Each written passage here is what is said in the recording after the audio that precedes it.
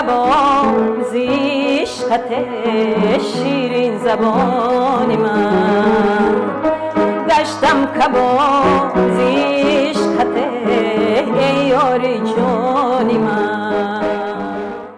یعنی از خردی حواس داشتم از وقتی مکتبی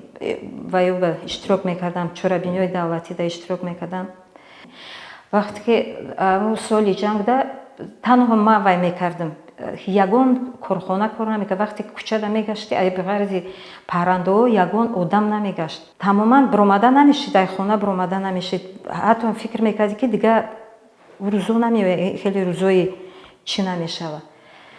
بچه ها نمیتونستن برآمده ای دهنی در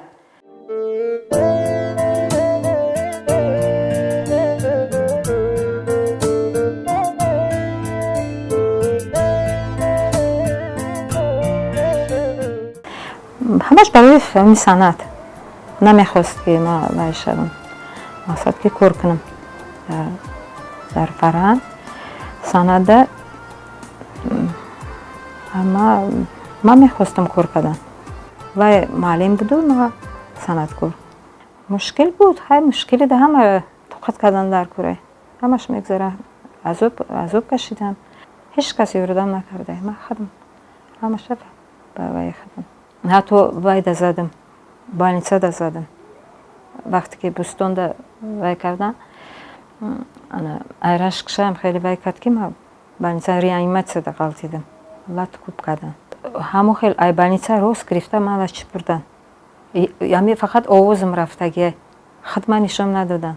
روم هم خیلی سینیک بود همش بعد اونجا رفتیم برآمد کردیم 10 بال گرفتم اومدم وای کردم این همی خانه که وز میشینیم همی خانه را توفه کردن من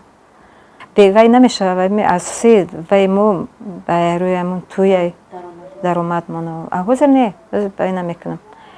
خدا دا شکر فرزندم هستن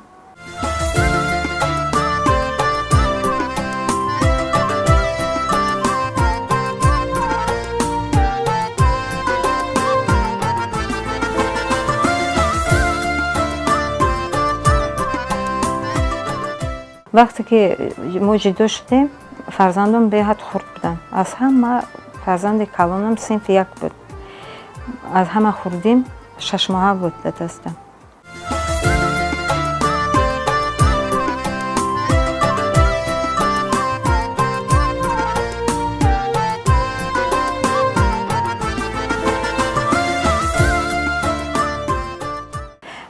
همین مصلحت دادنیم که هیچ وقت رو افتاده نشوند